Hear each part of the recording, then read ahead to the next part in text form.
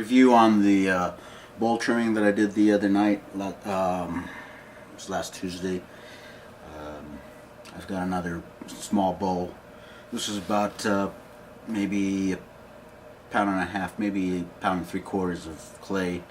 It's porcelain, and it's always I always take my fingers and kind of gauge how much I can pretty much take off, which really isn't a whole lot here. And I also figure approximately where the side meets the bottom, so that translates to where I can put a rim or start the rim, where to me aesthetically it looks fine. I'll just put my fingertip in there, mark it with my fingernails this way.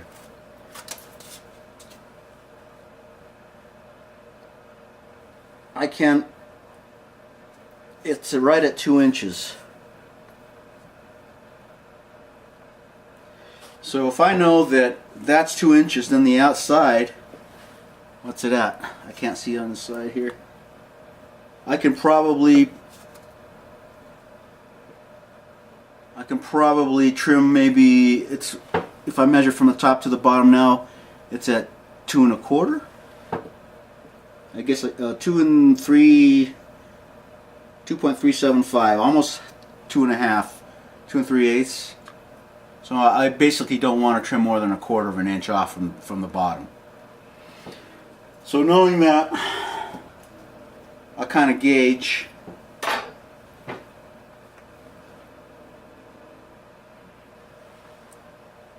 that this area here is pretty much where I want to stop if I'm going across this way. I do know that I want to have the foot like in there. So that should give you a little idea. Again, I always just put my fingers in the pots and try to see how much I can gauge. And then as I'm trimming, I'll do the little tap and figure out how much is left over. Hopefully I don't cut through. I haven't cut through in a while, but I mean, it has happened before. Get a little water on it, and we'll tap center it again.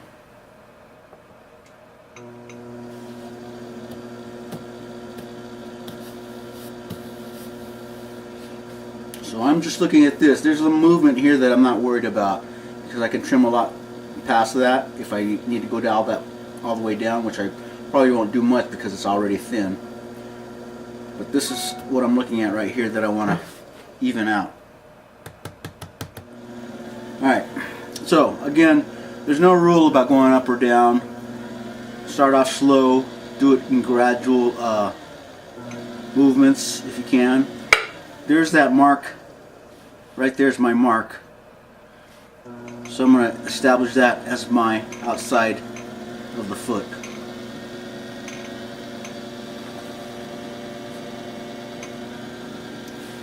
And you see how that center line is nice and centered right there, and there's movement back and forth out here. Well, you can trim past that, but do it slowly, you know. Just go down slow, take off a little increment, take off a little bit more. You don't have to gouge right into this and get all your trimming done in one movement.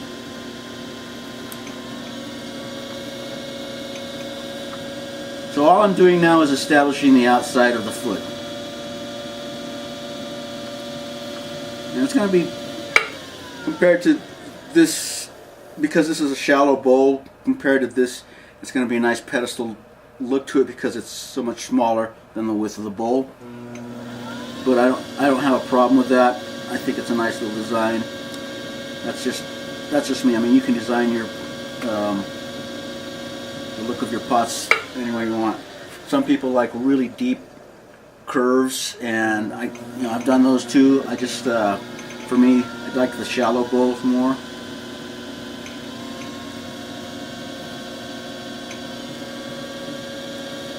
Okay, let's say I'm satisfied with that as the outside of my foot. I now have to blend this down to the rest of the pot. And again, do it in increments. Take off that one hump first. Take take off another hump.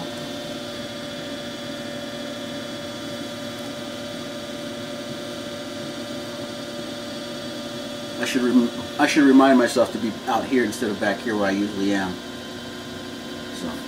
so that I can show it to you.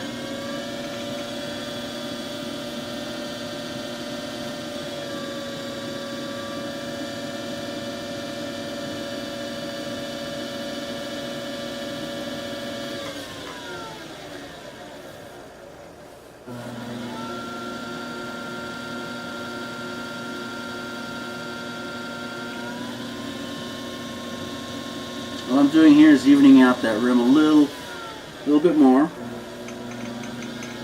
and I want to try and blend the change from that to that. I want to blend that up smoothly as possible.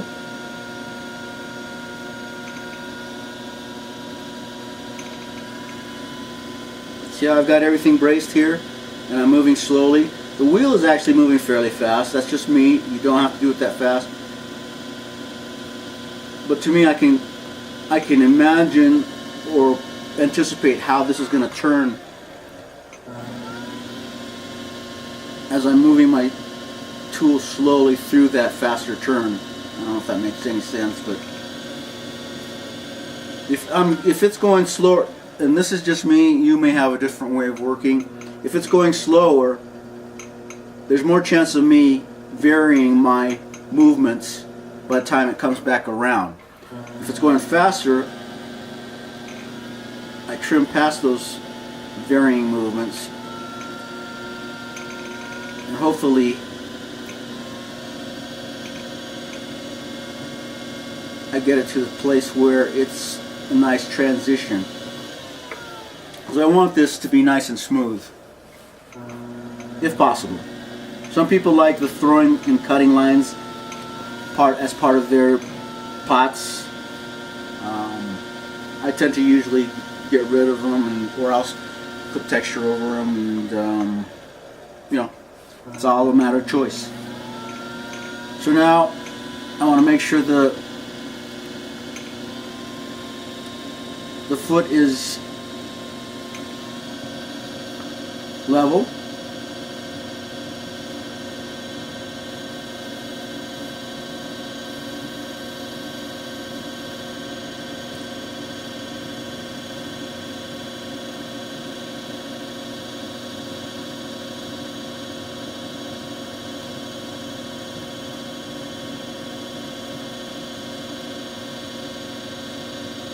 And I'm still looking at that curve.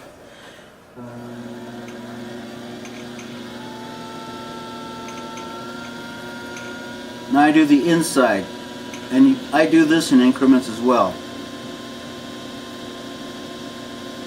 because I don't want to just keep gouging in there. Now remember, I can only go down about 1/4 of an inch till I hit through the bottom, which I don't want to do, obviously. So I'm going to stop there, and that means this middle part should slope down towards and meet this outside part, if possible. So I'm going to take out little bits of it as we go.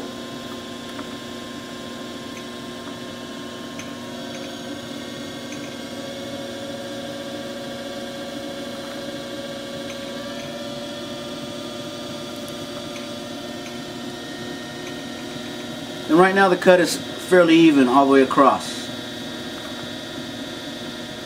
As I get closer to the outside, I go down a little further to try to match this to this curve. In other words, I want it to be shaped like that, from the middle to the outside. And again, that's me. That's the way I aesthetically think it looks good. If you would rather see it flat on your pots, that's your design choice.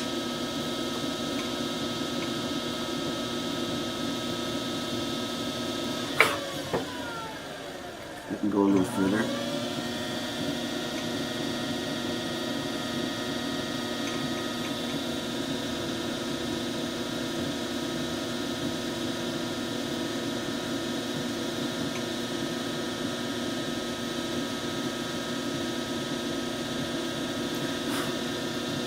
Now sometimes, and you've seen on my other pots, if there's a really tall foot, then I'll think about doing a dishwasher drainage hole or whatever. And some people don't like those. That's just something that I do on my designs. This one's not going to have that much of a foot.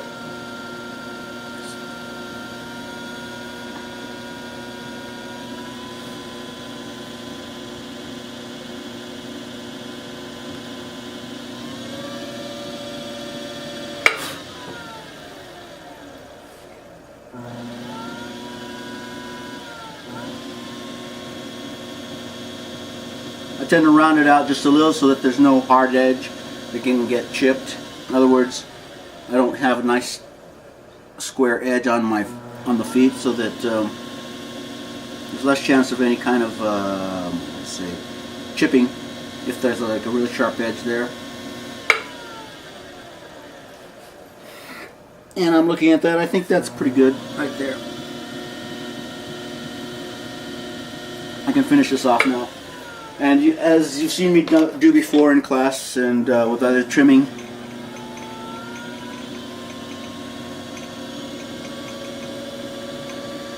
I always burnish it, get it a little cleaner.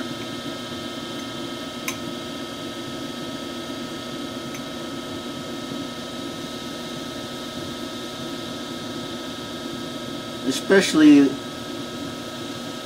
bottoms of these pots, because it just, to me, just helps to compress, less chance of a crack.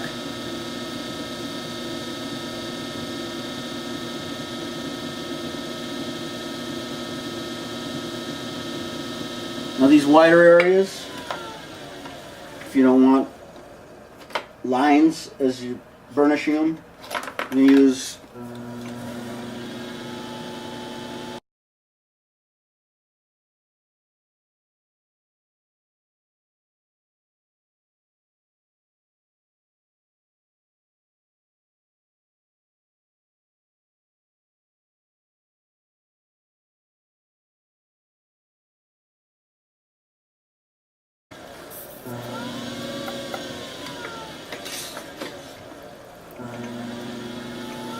a rubber rib. Normally I would want like a little bit firmer rubber rib, but that works. Just to smooth it out a little.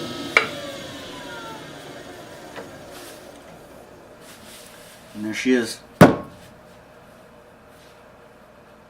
Now I don't want to bend the rim, so I'm sliding it across and then picking it up and grabbing. It's firm enough. Should be fine. Simple small bowl. There's a ton of decorating that you could probably do better than me. I tend not to be too decorative in the surfaces, and I should start looking into that more. And really, now that I'm looking at it, here's why tap centering works so much better than trying to recenter by drawing a line. I'm looking at it now and realizing that I should unsharpen that curve a little. That's just me. I mean, you don't have to nitpick like I do.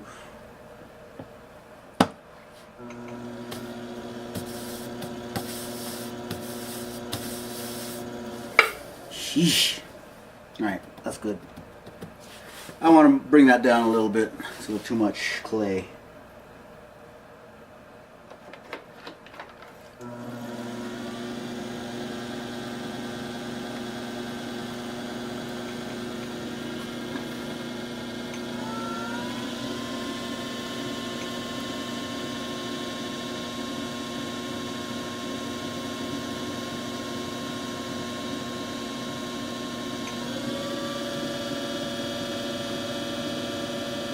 You don't want to take too much off, because that's really where a lot of the stress happens on the bowl. I think that's good. Smooth that out just a little.